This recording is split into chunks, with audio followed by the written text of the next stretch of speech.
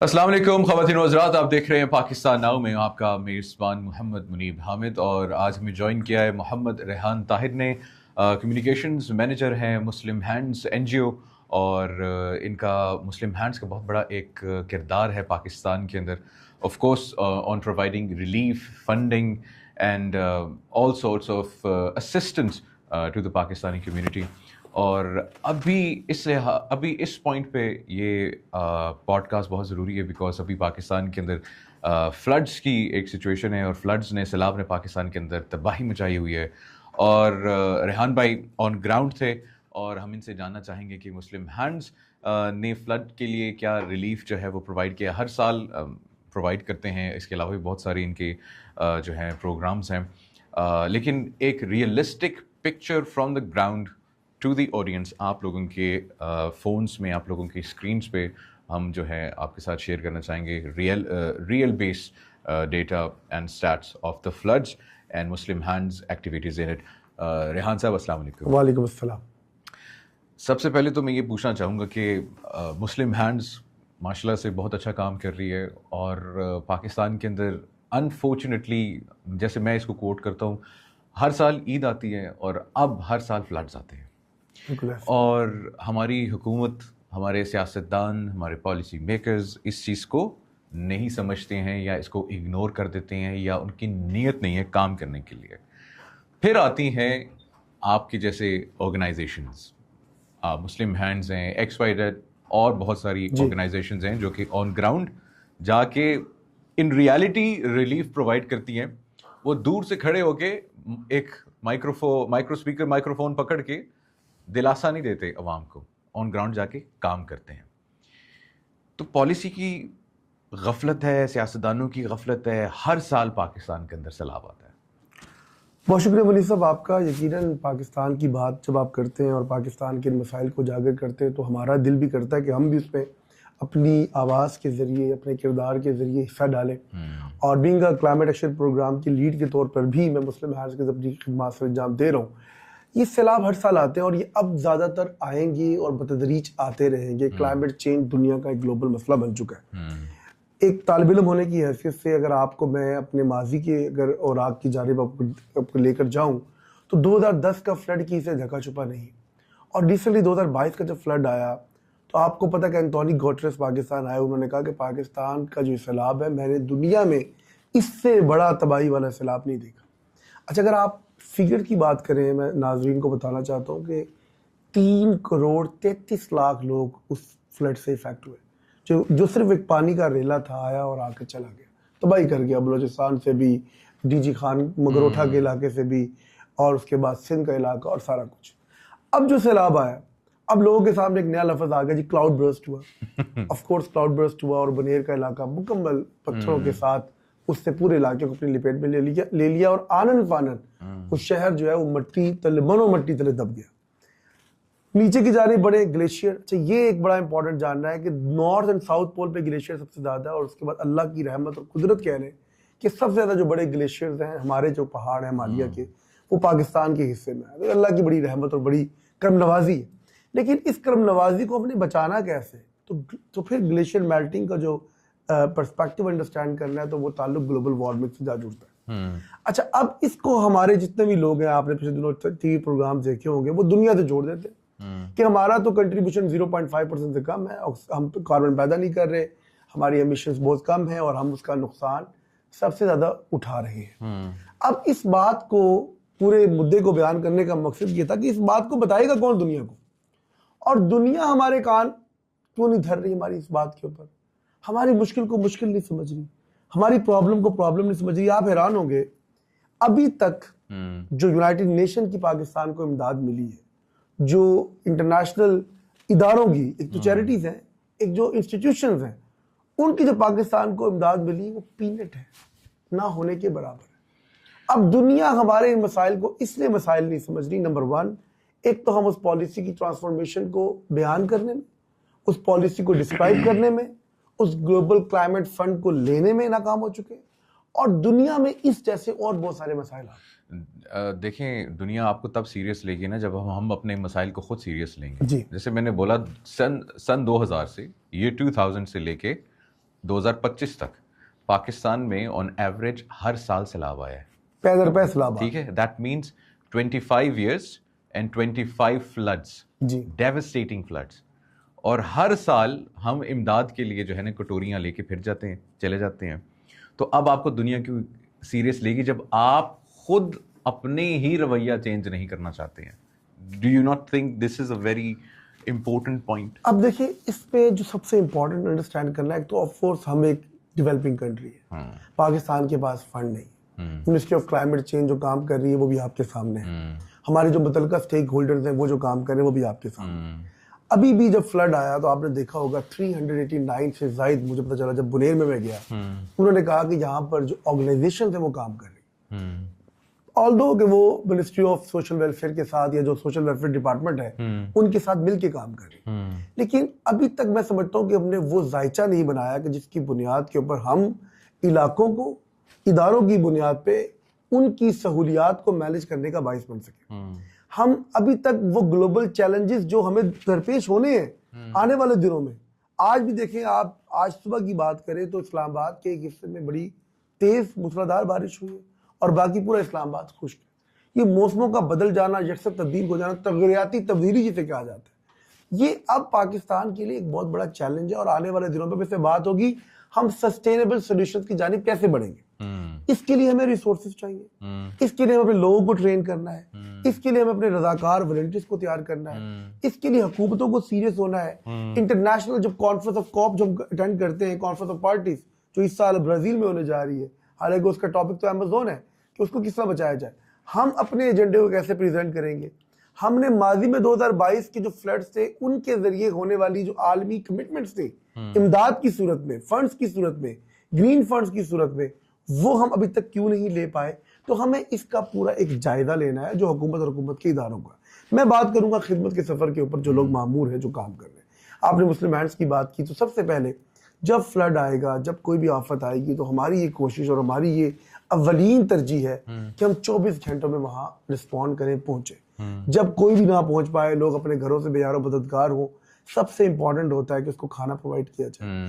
दूसरे नंबर पे यह है कि आप उसको फिर कुछ हफ्तों के बाद, कुछ दिनों के बाद आप कोशिश करें कि उसको खुश राशन दे दें। मुस्लिम हैंड्स क्या प्रोवाइड कर रही है फूड आइटम्स में? क्योंकि हमने with due respect CM Punjab का वो पैक देखा जिसमें एक जूस का डब्बा था और लेस था, अनफॉर्चुनेटली। तो मुस्लिम हैंड्स क्या प्रोवाइड कर रही है? देखिए, हमारे जहाँ पर हमें अब क्योंकि उस तरह नहीं है, माजी की तरह थोड़ी सी चीज़ें बेहतर ये हुई हैं कि आपको डेजिग्नेट की जा रही है जगह, खासतौर पर इंटरनेशनल इदारों को। तो हमने बुनेर में जो काम किया कर रहे हैं, हम साउथ पंजाब में जलालपुर, पीरवाला, अलीपुर और मुल्तान के मज़ाफ़ात में जो काम किया हम कर रहे हैं, और लाहौर और सियालकोट और नारोवाल के इलाके में जो काम किया या कर रहे हैं, जहाँ पर हमारी कैंप्स में हमारी खिदमात जारी हैं, वहाँ पर पका पकाया खाना अपने ओपन किचन के जरिए हम उनको प्रोवाइड करें। देखिए, आपने न्यूट्रिशन वैल्यूज़ को मद्देनजर रखते हुए उनको वो मील देना है जिससे वो इस्तेफादा हासिल कर सकें। अगर मैं अक्सर ही कहता हूँ, अगर हम भी उसी तरह काम करेंगे जिस तरह दूसरे लोग काम करते हैं, तो ऑर्गेनाइज्ड वर्क नहीं कहा जा सकता। फिर ऑर्गेनाइजेशन में और ज़ैद और बकर में कोई फ़र्क नहीं रह जाता।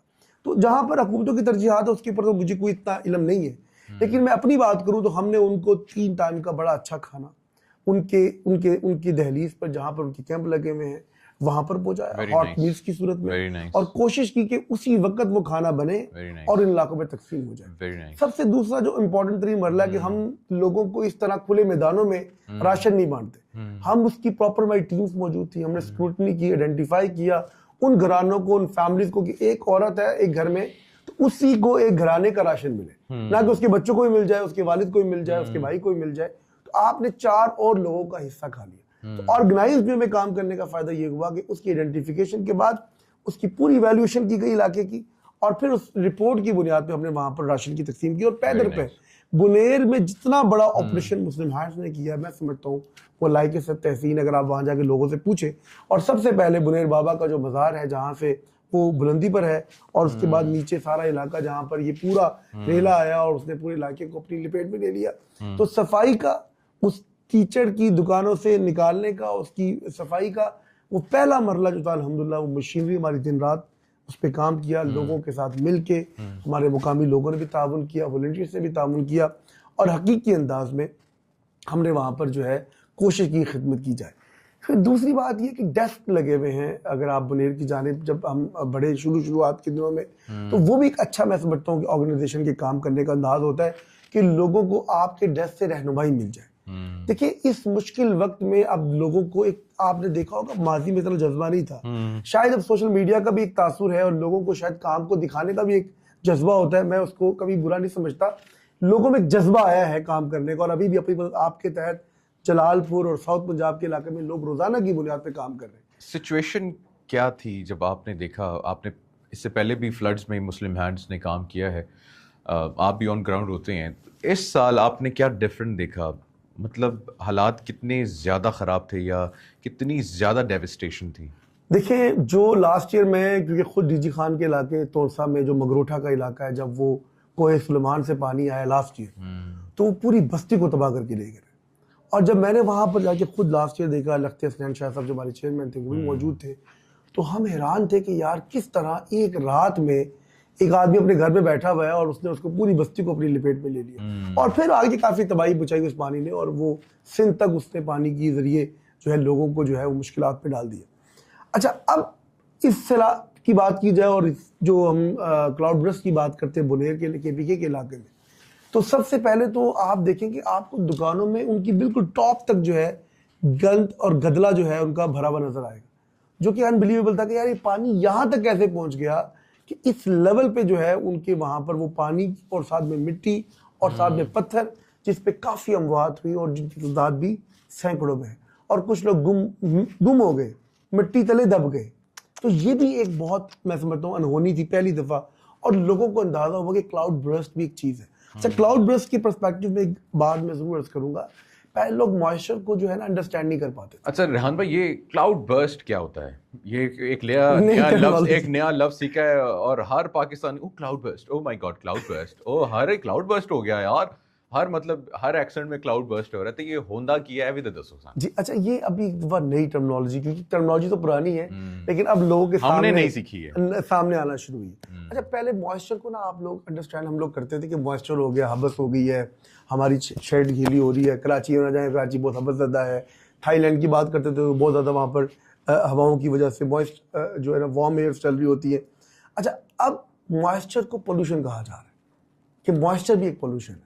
जब इसकी तादाद बढ़ जाए, इसकी क्वांटिटी बढ़ जाए तो ये पोल्यूशन बन जाता है। ठीक है। अच्छा, क्लाउड बर्स्ट बेसिकली ये है, ये बेसिकली हिली और माउंटेनी एरिया में होता है कि जब आपके मॉइस्चर का लेवल बढ़ जाए और वो जो मॉइस्ट वार्म एयर्स है, जब वो मॉइस्ट जो है वो वार्म एयर उस पर टकराती है तो वो कंडेंस बन जाता है उस क्लाउड के साथ, और उस पूरे एरिया में एक रैपिड जो है ना, वो जैसे बारिशें होती हैं तो वो रैपिड नहीं होती बल्कि वो ऐसी इंस्टेंट बारिश होती है स्मॉल पीरियड में बड़ी क्वांटिटी में, और फिर वो बादल का फटना की तरह हो जाता है। बारिश तो होती है स्लो एंड ग्रेजुअली, लेकिन जब आपका वो पूरा हवा से टकराती है और नीचे से लेकर आपके बादलों तक वो पूरा मॉइस्ट वहां पर भर जाता है और फिर हवा वहां से गुजरे, तो वहां से बारिश नहीं होती बल्कि वो पूरे एरिया को अपने समझे हिसार में ले लिया और आपको वहां पर पूरा एक बारिश का, ये समझने पानी का एक मतलब बहुत बड़ा गुब्बारे की एक मिसाल दे सकते हैं, गुब्बारे में पानी भरे हैं और आप उसको बस्ट कर दें, बस कर। अच्छा, लेकिन लेकिन वो अक्सर समझाने के लिए दी जाती है, आजकल सोशल मीडिया पे आपने भी देखा होगा, मैंने भी देखा, लेकिन बिल्कुल उस तरह नहीं है। ये बेसिकली जमीन से आसमान तक एक पूरा एरिया है, सफीर एक बन जाता है, जिस सफीर में मॉइस्चर का लेवल इतना हाई हो जाता है और ये हिली एरिया होता है, जब वहां हवा गुजरे और फिर वो सारे पार्टिकल्स जो हैं वो जमीन पे धड़ाम करके, जिसे कहते हैं, गिर जाए, आसान अल्फाज में समझाने के लिए, और वहां पर वो फिर, और वो इतना जल्दी होता है कि वो कोई बंदा भी जो है ना अपनी चीजों को संभाल नहीं सकता। मतलब बारिश होती है स्लो एंड रैपिड, आपको पता कि अभी हुई है, बढ़ गई है, थोड़ी देर और बढ़ जाएगी, हम अंदर रहेंगे। तो इस तरह की सूरत हाल के अंदर साथ जब वो उसकी इंटेंसिटी, किसी भी एरिया में पानी गिरे, वो कतरे गिरे, वो एक बड़ी क्वांटिटी ऑफ वाटर जब पैदा हो तो साथ में मिट्टी भी आ रही है, जो पत्थर है वो भी आ रहा है, और देन वो उस एरिया में निकल जाता है। एंड मोस्ट इम्पोर्टेंटली रेहान भाई, बारिश के बाद जो रेन होती है ना ज्यादा पानी भी आता है, वो बड़ी खतरनाक होती है और वो ज्यादा पानी भी आ जाता है, और वो फिर उस रेन से ज्यादा पानी भी आ जाता है, तो फिर ये सब कुछ हो जाता है। और जो इलाका है बुनेर का, हाँ। आप हैरान होंगे, मैं क्योंकि उस इलाके में अगर आपको देखें, क्योंकि इस इलाके की मैं खास तौर पर बात करता हूँ, बहुत दूर है, यानी कि वो मर्दान से अगर आप जाएं तो फिर आपको 2 से ढाई घंटे लग रहे हैं, हिल एरिया से गुजर रहे हैं। आप अगर यहाँ से मोटरवे इंटरचेंज से गुजरते हैं, सवात के बिल्कुल साथ नहीं है, ये मालाकंड डिवीजन है, तो वहाँ पर मैं खुद हैरान हुआ कि वहाँ पर हेल्थ सर्विसेज कैसे आम दिनों में उनको मिलती होंगी, कैसे रेस्क्यू किया जा सकता होगा। तो हमें अभी भी अपने इंफ्रास्ट्रक्चर को बेहतर करने की ज़रूरत है। हमें इन तमाम लोगों को 5 चीज़ें बताएं जो आपको लगता है ऑन ग्राउंड है आप, जो कि इमीडिएटली पाकिस्तानी गवर्नमेंट को स्टेप्स लेने चाहिए। It can include building of reservoirs and dams as well. 5 चीज़ें बताएं जो कि मतलब नेशनल इमरजेंसी डिक्लेयर होनी चाहिए ऑन कॉम्बैटिंग फ्लड्स। देखिए, सबसे इम्पोर्टेंट ये है कि हम अपने जो रिजर्वाइर्स की आपने बात की वो तो बहुत ज़रूरी है। देखिए, वाटर के अंदर 2 चीज़ें बड़ी इंपॉर्टेंट है। एक, वाटर को आप स्टोर करें, वाटर रिचार्जिंग, और वाटर को आपने बचाना भी है, वाटर की एफिशिएंसी। आज हर घर में मोटर लगी हुई, हर जगह पर पानी का ज़या हो रहा है, हर जगह पर जहाँ पर पानी है वो पानी का ग्राउंड लेवल ख़त्म हो रहा है। तो हमारे पूरा वाटर मीटर्स हमारे पूरे पाकिस्तान में लगने चाहिए। हर किसी को वाटर को इस तरह बिलादरी के इस्तेमाल करने की इजाज़त, जैसे यूएस यूके में होता है, पूरी दुनिया में होता है, अच्छे ममालिक में एक प्रॉपर पानी का एक रेला आता है और आप उसको इस्तेमाल करते हैं, आपके घर में चैनल्स लगे हुए। गर्मियों में गाड़ी धोने की अलाउ नहीं होती उनको, वो कहते हैं भी गाड़ी मत धोए अपने घर के बाहर वरना आपको जुर्माना होगा, जैसा हमारे पाकिस्तान में भी कुछ सोसाइटीज़ में हो रहा है। फिर आपने देखा होगा अभी नई चीज़ आपको कराची में मिलने को देखने को नजर आई कि वाटर को ड्रेन कर रहे हैं, दोबारा ज़मीन के अंदर डाल रहे हैं। देखिए, पानी रिचार्ज होगा तो पानी मिलेगा ना।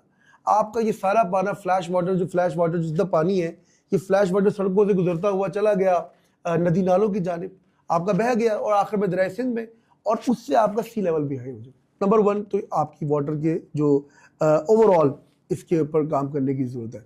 दूसरा, प्लांटेशन।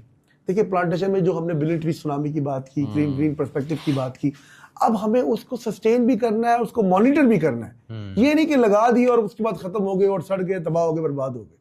तीसरा जो मैं सबसे इंपॉर्टेंट समझता हूँ वो है एनवायरमेंटल करिकुलम एंड स्टीवर्डशिप।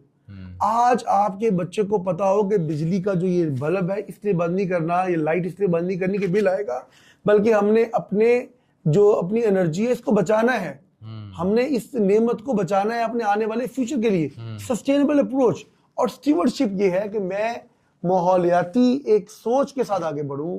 मैं अगर अपनी मस्जिद में वजू करने के लिए आया हूं तो मैं क्या इस्लामिक पर्सपेक्टिव में मेरा फेथ क्या बताता है मुझे एनवायरनमेंट को बचाने के हवाले से, तो स्टीवर्डशिप बहुत इंपॉर्टेंट है।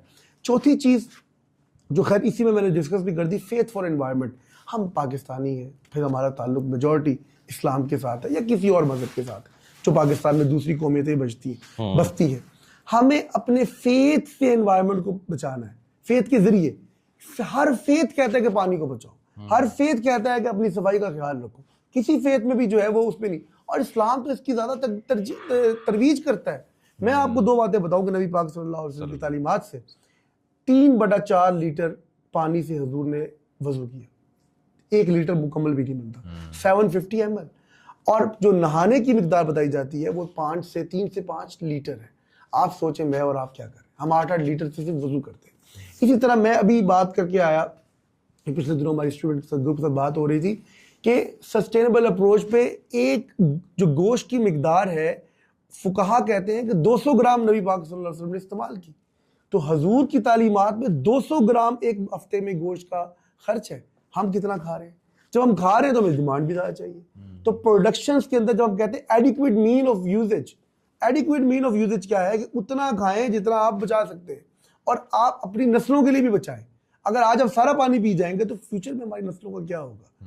तो हमें सस्टेनेबल अप्रोच की जानिब बढ़ना है। चौथी चीज़ हमारी फेथ फॉर एनवायरनमेंट। हमने फेथ के जरिए लोगों को फ्राइडे सेरेमनीज के जरिए, उलमा के जरिए, फुकाहा के जरिए, ये वो लोग हैं जो माशरे में बड़ा गहरी नजर रखते हैं। और फिर आखिर में हमें जब इंफ्रास्ट्रक्चर डेवलपमेंट की बात करनी है, हमें ऐसे ग्रीन बिल्डिंग इनिशिएटिव्स की बात करनी है जिसके ज़रिए हम उन क्लाइमेट रेजिलिएंट इनिशिएटिव्स की जाने पड़े। हमने जो घर बनाए हैं अभी झल मक्सी में, बदीन में, सिंध के इलाके में 2022 के फ्लड के बाद, वो क्लाइमेट रेजिलिएंट हाउसेस थे जिसकी डबल बीम स्ट्रक्चर आप उसको अंडरस्टैंड करें। जब सैलाब आएगा तो उस घर के स्ट्रक्चर को, बुनियादी स्ट्रक्चर को तबाह होने का खदशा नहीं होगा, ताकि कल को वो लॉन्ग टर्म चल सके। अगर आपने दोबारा घर बना दिए, उसके नीचे कोई स्ट्रक्चर डिजाइनिंग नहीं की हुई, तो दोबारा सैलाब उस घर को बहा के ले और घर अगर आप दरिया पे बनाएंगे तो फिर तो वो लॉ इन्फोर्समेंट एजेंसी देखिए Pakistan I was shocked to see कि बाकायदा हाउसिंग सोसाइटीज बनी हुई हैं दरिया के अंदर,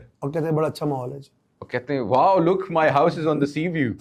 वो आया ना फिर सी और ले गया। हैं? तो पाकिस्तान का एनवायरमेंटल प्रोटेक्शन एक्ट जो है उसकी पाकिस्तान में बड़ी वायलेशन हो रही है। पीपा 97 जिसे कहा जाता है, इसके अंदर जितने भी कवानीन है, अगर आपको मैं बताऊं तो आप अपनी गली के नुक्कड़ पे अगर आग लगाते हैं तो आपको 1000 रुपये फाइन है। आज तक किसी शख्स को हुआ है? नहीं हुआ, क्योंकि लॉ इन्फोर्समेंट एजेंसीज कम है, तादाद कम है। हमें खुद से एनवायरनमेंट की वॉलंटरली इस जो ऑनरशिप को जो है ना कबूल करना है और आगे बढ़ना है। हुकूमतों की जिम्मेदारी है सर, लेकिन हुकूमतों के साथ 24 से 28 करोड़ आवाम है, नहीं उनकी भी जिम्मेदारी लोग है, हैं आवाम हमारे, की भी जिम्मेदारी और है। एक डायरेक्टर्स क्रिएट करे अगर हुकूमत। देखिए आज मैं अक्सर सड़कों को देखता हूँ तो वो बिल्कुल उन्होंने ट्रैफिक की वजह से तमाम गाड़ियों को जो है वो कहा कि पार्किंग में खड़ी की जाए। तो ये हो रहा है ना इस्लामाबाद में, आपको अक्सर जगह पर कार पार्किंग में कोई इशू नहीं आता। उसकी वजह ये है कि वो कोशिश कर रहे हैं कि भाई इसको जुर्माना होगा। तो आपकी जब लॉ इन्फोर्समेंट एजेंसीज जब चीज़ों को बेहतर करने की जाने पड़े, ना सिर्फ इस्लामाबाद में, मैं खानेवाल की, मुल्तान की, कराची की, कश्मीर की, मैं पूरे पाकिस्तान की बात करूँ, वहाँ तक अगर ये रसाई मिलेगी तो सारे लोग मिलकर। और चौथी बात, आखिरी बात ये करूँ इस पर्सपेक्टिव में, खास तौर पर एग्रीकल्चर इकोनॉमी तबाह हो चुकी है इस फ्लड के अंदर। पाकिस्तान का चावल जो है आपको नापेद होता नजर आ रहा है इस वक्त। आपकी जो हमारी जो फसल है गन्ने की, वो तबाह हो चुकी है, मकई हमारी तबाह हो चुकी है। तो हमें अब एग्री रिसोर्सेज को बचाने के लिए एग्री लोन्स देने पड़ेंगे। अभी बड़े देर के बाद एमरजेंसी लॉन्च की गई है हुकूमत पाकिस्तान की जानिब से, जिसमें क्लाइमेट और एग्री जो है वो इमरजेंसी की बात की गई है। मैं ये समझता हूँ कि तमाम इदारे, तमाम जो हमारे काम करने वाले जो कॉरपोरेट्स हैं, उनके भी जो कॉरपोरेट सोशल रिस्पॉन्सिबिलिटी के लोग हैं, इन सब को आगे बढ़ना होगा। कुछ कुछ खानदानों को अपने ज़िम्मे लेना होगा। इदारे, NGOs, हुकूमतें सारे लोगों की कभी भी जो है वो मुश्किलात को हल नहीं कर सकती। अगर करना चाहती या कर सकती तो 2022 में 10 लाख घर डिमोलिश हुए जी, 7 लाख पार्शली, 3 लाख मुकम्मल। आज तक वो बन नहीं सके, हजारों की तादाद में घर बने। हमें बहुत काम करना है इस पे। खैर नीयत का मसला है। पाकिस्तान की हुकूमत, अनफॉर्चुनेटली हमारे जो पॉलिटिशियंस हैं, I find them not sincere with the country, with the people. And क्योंकि मतलब आप जो बात कर रहे हैं ठीक है, लेकिन 25 साल मैंने रिसर्च की 1970 से लेके ऑनवर्ड्स अब तक, on average every second year हमें सैलाब आ रहे हैं 1970 से लेके। तो अगर आप मुझे कहें कि मतलब ये 30 और 25 कितने 65 साल से अगर हमारे कोई बंदे हिल नहीं सके, तो इस पर फिर लैक ऑफ इंटरेस्ट है, लैक ऑफ लॉयल्टी है, या लैक ऑफ नेशनलिज्म है। लेकिन we appreciate Muslim hands, we appreciate you. आप लोग बहुत अच्छा काम कर रहे हैं, हमारी दुआएं आप लोगों के साथ हैं, पाकिस्तान की दुआएं आप लोगों के साथ हैं। आप लोग बहुत अच्छा काम कर रहे हैं, कीप इट अप। और आवाम को साथ साथ एजुकेट भी करें, क्योंकि ये 2 लाख सरकारी बंदा या 6 लाख फौज पाकिस्तान की मुकम्मल हिफाजत नहीं कर सकती है। पाकिस्तान की 25 करोड़ आवाम को बहुत उठना पड़ेगा, shoulder to shoulder with the institutions, with the forces, with the government, with people like you, okay, we fight all our battles shoulder to shoulder. Thank you, ji. Thank you very much, Rehan bhai, for joining us on Pakistan Now.